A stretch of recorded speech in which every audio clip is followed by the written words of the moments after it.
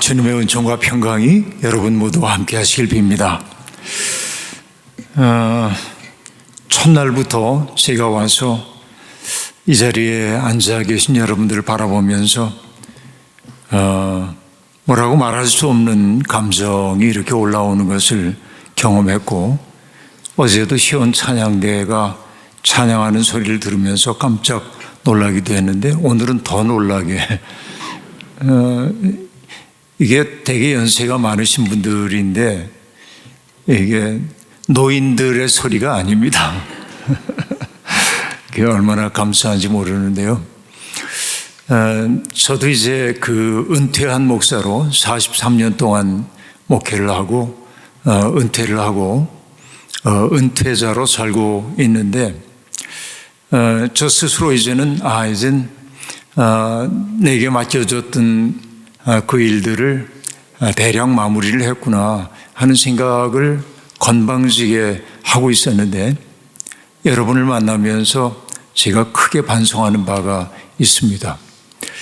여기 이제 어르신들이 참 많으신데, 문득 여기 앉아가지고 그런 생각을 하게 됐습니다. 빠르게 변화하는 세상 우리가 살고 있는데, 엊그저께까지 있던 것이 없어지고, 정말 내가 아는 장소라고 하는데 가봤더니 모든 게 다 바뀌고, 이러한 세상에 우리가 살고 있죠. 저는 고향을 잃어버린 사람입니다. 다른 의미가 아니고 두 가지 의미에서 그러한데, 어머니 아버지 다 돌아가신 지 오래됐으니까 장소로서의 고향 말고 내 마음의 영원한 고향이 사라지셨고 기억 속에만 남아있고, 또 장소로서의 고향 또한 사라져버리고 말았습니다. 저희 고향 마을에 바다를 메우고 간척사업을 벌이느라고 제가 어린 시절을 살았던 그 집 앞뒷산들을 다 깎아서 흙을 사용하기 위해서 다 파냈고, 그렇게 되자 우리 집을 지켜주고 있었던 산들이 사라지자 바람이 그대로 몰아쳐가지고 우리 집 뒷곁이 다 허물어져 버리고 이런 거, 그리고 큰형도 돌아가시고 조카들이 그 집을 관리할 수 없으니까는 집을 다른 이에게 넘기고, 그러니까 옛날에 그 고향에 갈 때마다 초연한 느낌이 들었습니다. 내놀던 옛 동산에 돌아와 다시 서니 산천의구란 말 옛 시인의 허사로고, 그 마음이 저절로 그렇게 느껴지고 반복해서 자꾸 그렇게 이제 느껴지곤 했습니다. 이렇게 모든 것이 빠르게 변화하는 세상에서 변하지 않는 것이 있다고 하는 게 얼마나 좋은지 모릅니다. 바로 여러분들이 그러하십니다. 수십 년 전부터 산타클라라 교회에 계셨고, 젊은 시절을 보냈으나 이제 30년, 40년, 50년의 세월이 가면서 머리 위에 흰서리가 내리고 기력도 쇠약해지고 그러기는 했지만, 언제나 그 자리에 가면 그분이 있다고 하는 거, 이것이 우리의 마음을 비끄러매는 아주 귀한 말뚝이 아닌가 하는 생각을 해봅니다. 논어의 의정편에 보면은 북극성을 가리켜 뭐라고 하냐면 북극성을 거기소라고 말하는데, 늘 그 자리에 있는, 그러니까 여러분, 배를 타고 항해하던 뱃사공들이 방향을 알 수가 없을 때, 그때 북극성 떠오른 것을 바라보면서 방향을 잡는 것처럼 늘 그 자리에 있어주는 그런 이들이 얼마나 귀한지 모릅니다. 그러니까 노인들은 어떤 의미에서는 효율이 떨어지는지 몰라도 빠르게 변화하는 세상에서 적응을 빨리 하지 못하는 것은 사실이지만, 그러나 안정되게 그 자리에 계셔서 언제나 바라봐야 할 하나의 이정표가 되어주고 계시다는 측면에서 이 자리에 계신 여러분들은 존재 그 자체로 소중한 분들입니다. 다시 한번 감사드립니다. 정말 감사드립니다. 이게 제가 여러분께 드리고 싶은 그런 마음입니다.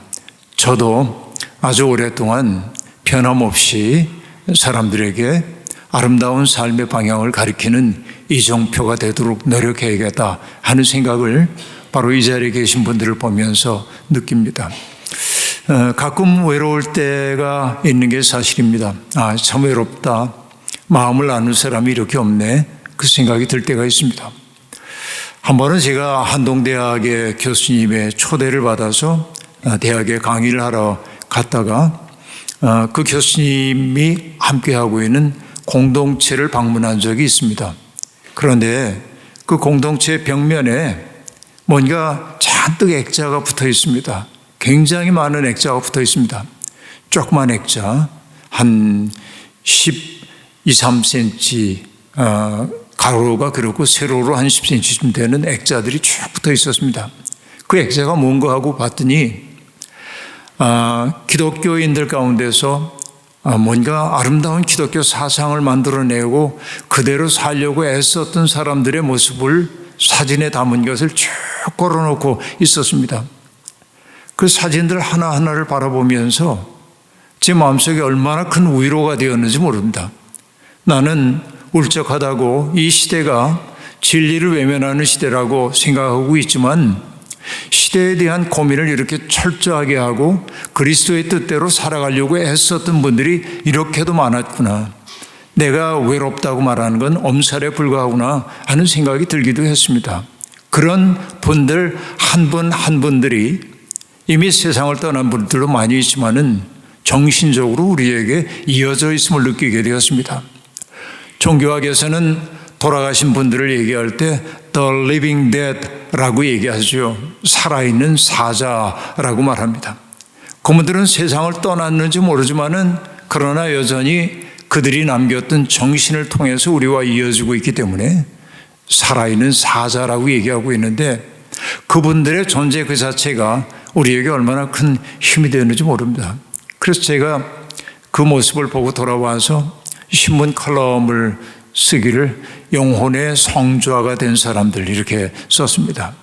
별 하나는 외롭지만은 그 별들이 함께 연결되어서 사람들은 사자자리니 전갈자리니 이렇게 얘기하면서 성좌의 이름을 지는 것처럼 꿈꾸게 만드는 이들이죠. 여러분, 저는 산타클라라에 있는 여러분들 한 분 한 분들이 아름다운 기독교 역사의 성좌의 일부라고 생각합니다. 감사합니다. 고맙습니다. 지난 사흘 동안 오늘까지 해서 이제 네 번째 제가 말씀을 전하고 있는데 룻기를 통해서 하나님의 말씀을 함께 나누어 왔습니다. 시간이 많지 않았기 때문에 룻기가 가지고 있는 문학적 구조 같은 것들을 소상하게 밝힐 수는 없었지만 그러나 조금 여러분들 맛볼 수 있도록 제가 말씀을 전해왔다고 생각합니다.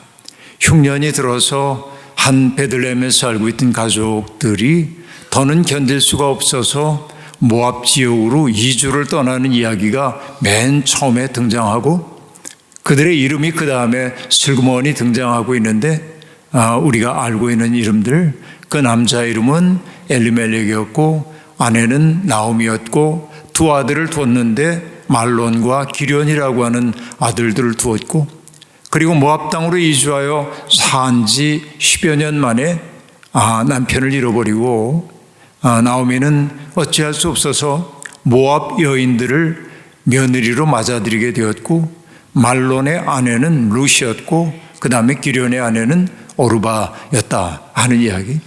그리고 그들이 아들까지도 세상을 다 떠나고 나서 쓸쓸함 속에 살고 있다가 빵집으로 불려졌던 베들레헴에 이제 기근이 끝났다는 이야기가 들려오자 나오미는 고향으로 귀환하려고 할 때 자기와 함께 동행하려고 하는 며느리를 바라보면서 깊은 마음의 아픔을 느끼게 되죠. 본인이 남편을 잃고 살아왔던 그 쓸쓸하고 고적했던 삶, 낯선 이방 지역에 살면서 경험해야 했던 신선스러운 경험들을 떠올리니 남편 없이 살아가야 할 이 두 며느리, 그들에게는 낯선 타향일 수밖에 없는 베들레헴으로 가는 것이 얼마나 힘겨운 일인지를 알았기 때문에 어머니 나오미는 너희 고향으로 돌아가서 가정을 이루어 잘 살기를 바란다고 그렇게 정말 간곡하게 당부를 하죠. 괜히 해본 소리가 아니라 그것은 정말 마음에서 우러나온 소리였습니다. 며느리들은 어머니를 버리고 우리가 홀로 갈 수가 없노라고 이야기하지만은, 그러나 나오미는 간곡하게 권고합니다. 내 태중에 너희의 남편이 될 아이가 있기라도 하란 말이냐. 내가 이렇게 나이가 많았는데 새롭게 결혼해가지고 너희 남편 될 아이들을 낳을 수도 없지 않냐. 그러니 돌아가라 하고 말하자 작은 며느리인 오르바는 눈물로 작별하고 돌아갔지만, 그러나 롯은 절대로 어머니 곁을 떠나지 않겠다고 말하면서 뭐라고 얘기합니까? 어머니가 계신 곳에 나도 머무르겠습니다. 그리고 어머니의 백성이 나의 백성이 될 것입니다. 어머니의 하나님이 나의 하나님이 될 것입니다. 어머님이 묻히시는 그곳에 나도 묻히기를 소망합니다.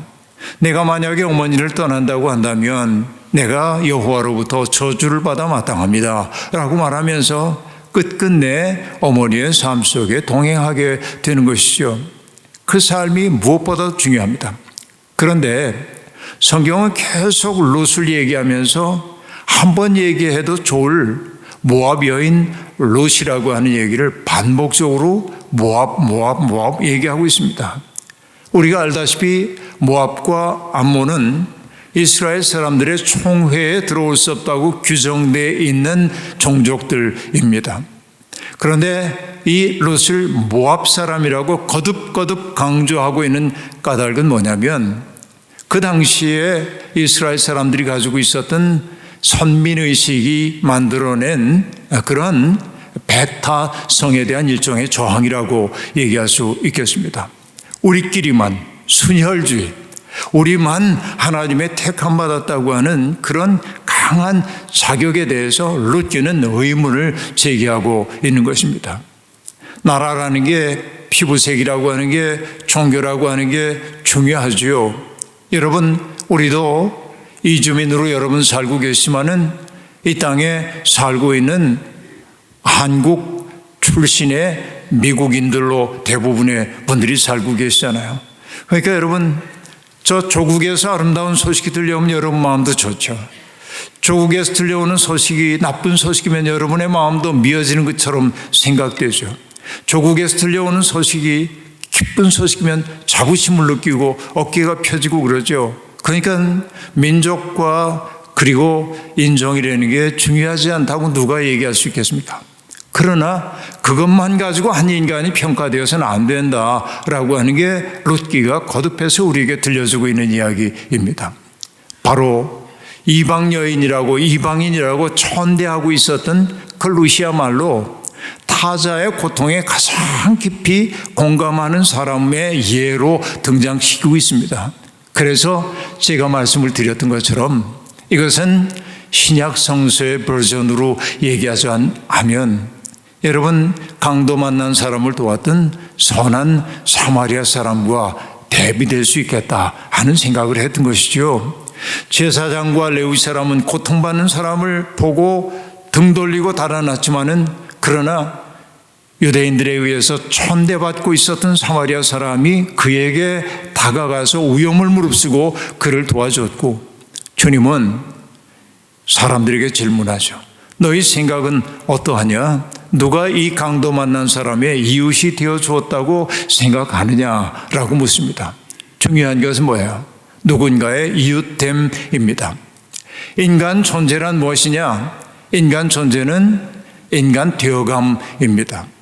어떤 분은 얘기합니다. Human being as being human 하고 얘기합니다. 인간 존재라고 하는 것은 뭐냐? 인간 되어감입니다. 인간이 된다고 하는 것은 뭐냐면 타자의 고통에 응답할 줄 아는 사람이 되는 것이 인간다운 삶이라고 보여지는 것이지요. 그러니까 바로 이것이 무엇보다 중요합니다. 우리들도 때때로 종교인으로서 허위의식을 가질 때가 많이 있습니다. 우리가 교회를 이렇게 오랫동안 다녔으니까 우리는 택함받은 사람들이고 저 교회 다니지 않는 사람들은 버림받은 사람들이라고 하는 허위의식에 사로잡힐 때도 있습니다. 내가 살아가는 모습은 누군가가 내게 도움을 요청할 때 싸늘하게 외면하면서 내가 교회에 소속되어 있다는 사실 때문에 내가 괜찮은 사람처럼 생각한다면 이것은 성경이 우리에게 들려주고 있는 근본적 메시지로부터 멀어지는 것이라고 얘기할 수 있겠습니다. 프랑스 사람들이 가장 존경하는 분으로 꼽은 인물이 아베 피에르라고 하는 신부님이 계셨는데, 이 아베 피에르 신부님은 이렇게 얘기합니다. 이 세상 사람들을 믿는 사람과 믿지 않는 사람으로 구별할 수 없다. 사람들은 어떻게 구별하느냐? 타자의 고통을 보고 등 돌리는 사람과 그 고통을 향해 나아가는 사람으로 나눌 수 있다라고 얘기합니다. 하나님이 보시기에 어떤 사람이 더 아름다운 사람일까요? 그것은 여러분, 우리가 생각해 보면 능히 알 수 있는 일입니다. 그러니까 모압 여인 룻기는 신앙의 모범, 삶의 모범으로 제시하고 있습니다. 그리고 여러분, 이렇게 룻이 어머니의 고통 속에 화육하여 들어와서 그 고통을 자기의 것으로 삼으려고 했을 때, 나오미는 며느리들이 행복한 인생 살기 위해 길을 떠났으면 하는 그 마음과 어머니의 고통 속으로 들어오려고 하는 그 룻의 만남이 마주친 그 자리가 거룩함의 자리라고 제가 말씀을 드렸던 거 여러분 기억하실 겁니다. 여러분, 유대인의 전설 가운데는 이런 이야기가 있는데요. 솔로몬 왕이 성전을 어디에 지어야 할까 하고 고민을 하고 있었습니다. 저녁이 되어도 어떤 자리가 성전으로 적합한지 알 수가 없었습니다. 그래서 궁궐을 슬그머니 빠져나와가지고 어느 들판에 밤중에 이렇게 있는데, 가만히 보니까 어떤 사람이 곡식단을 들고 옆으로 이동하는 것을 보았습니다. 솔로몬은 이 사람이 틀림없이 옆집의 것을 훔쳐가는 것이라고 생각하고 다 유심히 봐뒀습니다. 근데 얼마 후에 보니까 그가 떠난 자리에 이 반대쪽에서 또 다른 사람이 곡식단을 들고 이쪽으로 오는 것을 보았습니다. 다음날 아침 솔로몬은 군인들을 보내서 두 사람을 소환을 했습니다. 그리고 엄중하게 문책을 했습니다. 왜 도둑질을 했냐고. 그러자 한 사람이 얘기합니다. 사실은 내가 동생인데 형님 댁에는 가족도 많고 그래서 식량이 많이 필요한데 형님이 한사코 내 것을 받으려고 하지 않기 때문에 밤중에 제가 몰래 거기다 좀 갖다 놨습니다. 그런데 형은 또 얘기합니다. 나는 가족들이 많아서 일할 사람도 많고 동생들은 가족도 많지 않고 그래서 앞으로 미래를 기약할 수가 없는데 동생에게 조금 좀 주고 싶은데 동생이 받을 생각이 없어서 내가 여기에 갖다 놔놓으라고. 그래서 이 두 형제가 오고 갔던 교차로 거기를 솔로몬은 가장 거룩한 곳으로 여기고 거기에 성전을 세웠다. 이게 유대인들의 전설입니다. 뭡니까? 아름다운 마음과 아름다운 마음이 만나는 그 자리야말로 거룩한 자리라고 얘기하고 있는 것이죠. 거룩함은 그런 것입니다. 종교적인 계율을 지켜가는 것만이 거룩함이 아니죠. 나 중심적인 삶을 살고 있었던 사람들이 내 마음의 고통에만, 애상에만 사로잡혀 있지 않고 누군가의 마음 아픔 때문에 내 마음도 함께 아파져서 그의 고통을 덜어주려고 하는 마음이야말로 가장 거룩한 삶임을 나오미와 룻은 여실히 보아주었고, 그리고 베들레헴으로 돌아온 이렇게 룻과 나오미가 살기 위해서 곡식 이삭을 주우러 갈 수밖에 없었고, 그 사실을 지켜보던 보아스라고 하는 사람이 룻의 그 갸륵한 마음을 바라보면서 룻을 자기의 식탁에 초대해주고, 그리고 나의 초에 찍어서 음식을 먹으라고 얘기하고, 그리고 보호자가 되어주는 아름다운 일이 있습니다. 저녁이 되어서 룻이 많은 곡식을 거두어들인 자루를 가지고 어머니에게 돌아가자 어느 밭에서 이렇게 호의를 입었냐고 묻자 보아스라고 하는 분의 호의를 입었습니다 라고 말합니다. 그러자 나오미가 얘기합니다. 보아스는 남편의 가까운 친척이었는데 참 고맙다고, 남편이 살아있을 때도 우리에게 호의를 베풀더니 지금도 이렇게 호의를 베풀어 주니 얼마나 좋은가. 그리고 나오미는 슬그머니 어떤 작전을 세우지요. 우리가 다 아는 바와 마찬가지입니다. 보아스와 룻을 결혼시키기 위해서 룻에게 이야기를 합니다. 예쁘게 단장을 하고 그리고 추수 낫가리 옆에 누워있는 보아스 옆에 누우라고 얘기합니다. 그러자 룻은 그 어머니의 청을 그대로 받아들이고 순종하고 새벽녘에 서늘할 때 자기 발치에 누군가 있는 것을 알아차린 보아스가 깜짝 놀라서 무슨 일이라고 묻자 이 여종을 긍휼히 여겨달라고 얘기하고 그 말의 뜻이 뭐냐면 일종의 총혼인 것을 알아듣고 나서 보아스는 일 처리를 단정하게 해내죠. 누가 보면은 좋지 않을 테니까 이제 그 자리를 벗어나라고 이야기를 하고 내가 필요한 조치를 다 하겠다고 얘기합니다. 이 얘기를 길게 다 할 수가 없는데요. 보아스보다 더 가까운 친척이 한 사람이 있었습니다. 그런데 룻기에서는 그 가까운 친척의 이름을 익명으로 처리하고 있습니다. 자, 우리는 룻기에서 각 등장인물들의 이름의 뜻을 다 알았잖아요. 그런데 그 친척 중요한 등장인물로 등장하는 그의 이름이 익명으로 등장하고 있는 까닭은 이유가 있는 것입니다. 자, 그 익명의 사람의 생애 특색은 뭐냐? 유대인들에게 가장 중요한 것은 뭐냐? 친족이 어려움을 겪었을 때 친족을 위해 가엘이 되어주는 거예요. 가엘 혹은 고엘이라고 얘기하는데 친척이 가난 때문에 자기의 땅을 팔려고 하는 경우에 지파의 경계를 넘어 딴 곳으로 가면 안 되기 때문에 가까운 친척이 그 땅을 사주어야 합니다. 가까운 친척이 홀로 되었을 경우에 그와 결혼해 줘야 하는 의무도 있었습니다. 이게 가엘의 의무입니다. 보아스가 그 익명의 사람을 찾아가서 얘기합니다. 엘리멜렉의 땅이 우리에게 나와 있는데 이것을 살 최초의 고난이 당신에게 있습니다. 사시겠습니까? 그러자 그가 얘기합니다. 내가 사겠습니다. 그러자 보아스가 얘기합니다. 그렇다고 한다면 모압 땅에서 왔던 엘리멜렉의 며느리와 결혼도 하시겠습니까? 라고 묻자 이방 여인과의 결혼? 이게 나의 사회적 평판을 나쁘게 할 수 있다는 생각이 들기 때문에 그는 그렇게 하지 않겠다고 얘기합니다. 그리고 그는 자기의 가엘로서의 의무를 감당하지 않겠다는 징표로 신고 있었던 신발을 벗어서 줍니다. 이것이 그들에게 맹세하는 표가 되기 때문에 그렇습니다. 이 신발에 대한 이야기를 할 시간이 없는 게 유감이긴 한데요. 여러분, 모세가 떨기나무 불꽃 앞에 섰을 때 하나님께서 모세에게 신발을 벗으라고 얘기했던 거 우리들이 알고 있고, 신데렐라 이야기에서도 신데렐라의 유리구두, 이것이 뭘 뜻하는지 나중에 기회 되면 말씀드리겠습니다. 오늘은 아니고 굉장히 중요한 의미를 갖고 있는데 신발을 벗어서 주었다. 그래서 내가 가지고 있는 권리를 포기한다는 징표로 그것을 벗어주게 되지요.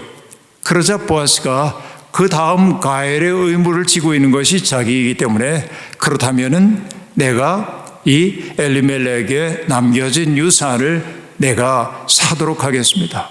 그리고 정당하게 이제 결혼을 하게 됩니다. 룻과. 그리고 오늘 본문의 마지막 이야기가 여기에 등장하고 있는데요. 그 마지막 이야기가 나오는 대목은 무엇입니까? 말론의 그 아내였던 룻을 자기의 삶 속에 받아들여서 둘이 결혼을 하게 되는데 많은 사람들이 룻과 보아스의 결혼을 축하해 줍니다. 베들레헴 사람들이 축복하기를 뭐라고 말하냐면 여호와께서 내 집에 들어가는 여인으로 이스라엘의 집을 세운 라헬과 레아 두 사람과 같게 하시고 내가 에브라스에서 유력하고 베들레헴에서 유명하게 하시기를 원하며 라고 말합니다. 놀라운 구절입니다. 야곱의 두 아내였던 라헬과 레아라고 하는 사람을 통해 12지파가 형성된 것을 우리들이 알고 있습니다. 그런데 모압 여인과 결혼하고 있는 보아스에게 사람들은 이 모압 여인이 라헬과 레아와 같은 역할, 영예스러운 자리에 세우기를 바란다라고 얘기하고 있습니다. 그리고 말합니다. 여호와께서 이 젊은 여자로 말미암아 내게 상속자를 주사 내 집이 다말이 유다에게 낳아준 베레스의 집과 같게 하시기를 원하노라 라고 얘기하므로 여기에 유다라고 하는 이름이 슬그머니 등장합니다. 반드시 유다가 등장해야 할 이유가 없음에도 불구하고 유다의 이름을 슬그머니 등장시키고 있습니다. 그런데 여러분, 이 대목에서 매우 중요한 부분이 하나 있습니다. 야곱의 12아들 가운데 유다가 요셉이 총리 대신으로 있는 애굽에 내려갔다가 베냐민의 자루 속에 들어있던 은잔 같은 것 때문에 스파이 혐의, 도둑 혐의로 사로잡히게 되고 요셉은 짐짓 뭐라고 말하냐면 도둑질을 한 베냐민을 종으로 삼겠다고 이야기를 합니다. 그때 여러분 유다가 뭐라고 얘기합니까? 내 아버지 야곱이 정말로 아끼는 게 베냐민인데 베냐민에게 이런 일이 생겼다는 것을 알면 내 아버지는 슬피 울며 음부로 내려갈 수밖에 없을 겁니다 라고 말하면서 유다가 하는 말은 뭐냐면 베냐민을 대신하여 내가 종이 되겠습니다. 나를 종으로 삼아 주십시오 라고 말합니다. 이게 어떤 변화인지 아시겠습니까? 과거에 여러분 형들은 요셉이 싫어가지고 요셉을 미디안 상인들에게 무정하게 팔아버렸잖아요. 그러던 그가 변화된 겁니다. 아버지의 고통을 이해하고 아버지의 고통을 덜어드리기 위해서 아버지의 사랑받는 아들인 베냐민을 위해 스스로 종되기를 자처하고 있습니다. 이 유다가 등장하는 것은 그것입니다. 누군가의 고통을 자기의 것으로 수용하는 거예요. 근데 연결되고 있어요. 롯도 어떻게 했습니까? 롯도 시어머니 나오미의 고통을 자기의 것으로 받아들이잖아요. 그리고 우리가 알다시피 결론부터 얘기하자면 이 보아스와 롯 사이에 태어난 사람이 오벳인데 오벳은 다윗의 할아버지이고 예수 그리스도는 다윗의 가문에서 태어나죠. 그러니까 예수의 삶을 우리가 얘기할 때 핵심은 무엇입니까?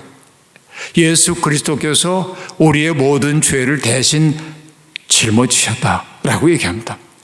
유다와 롯과 예수님의 일직선으로 연결되고 있음을 볼 수 있습니다. 그래서 여기에 다말의 그 유다의 아내였던 다말의 이야기가 여기에 등장하고 있는 것입니다. 이런 축복을 받고 두 사람이 결혼 생활을 하게 될 때 하나님이 복 주셔서 롯이 임신하게 되었고 그리고 아기가 태어나게 됩니다. 그러자 여인들이 나오미에게 축하하면서 말합니다. 여호와께서 오늘 내게 기업 물을 자가 없게 하지 아니하셨도다. 이 아이의 이름이 이스라엘 중에 유명하게 되기를 원하노라 라고 말하면서 그 아이를 이렇게 말합니다. 이는 내 생명의 회복자이며 내 노년의 봉양자라 라고 말합니다. 자, 나오미가 뭐라고 자책했습니까? 전능자가 나를 괴롭게 하셨다 라고 말함으로 자기의 생명이 축소되었음을 나타냈는데 이 아이의 탄생을 통해 나오미의 생명이 회복될 거라고 얘기를 하고 있는 것입니다. 노년의 봉양자라고 얘기하므로 그가 그대의 가엘이 될 거라고 얘기하고 있는 겁니다. 그리고 여러분 롯기 읽으면서 눈치채셨는지 모르겠습니다만은 롯이 아기를 낳은 다음에 나오미가 아기를 품에 안고 양육자가 되었습니다. 롯이 사라져버려요. 이 이야기 속에서 아기가 태어난 그 순간 롯은 사라져버리고 맙니다. 이게 놀라운 점입니다. 저는 이 대목을 보면서 마음속에 감동할 때가 있습니다. 여러분, 우리가 옛글에 나오는 이런 이야기 아시죠? 공성이 불거라. 노자에 나오는 말인데요. 공을 이룬 후에는 거기에 머물지 않아야 한다라고 말합니다. 공성이 불거라 하고 말하고 있는데 롯은 마치 우렁각시처럼 나오미의 신산스러운 삶 속에 들어와서 그에게 기쁨을 회복시켜 준 다음에 호련히 텍스트 속에서 자리를 감추고 있어요.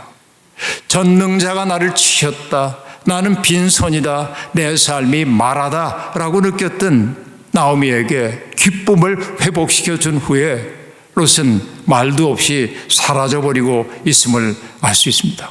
다만 우리가 아는 것은 뭐냐면 바로 그들 사이에 태어난 오벳이라고 하는 사람이 이새를 낳았고 이새의 아들이 다윗이고 다윗의 족보에서 예수 그리스도가 나셨다라는 것만 알게 됩니다. 그렇습니다.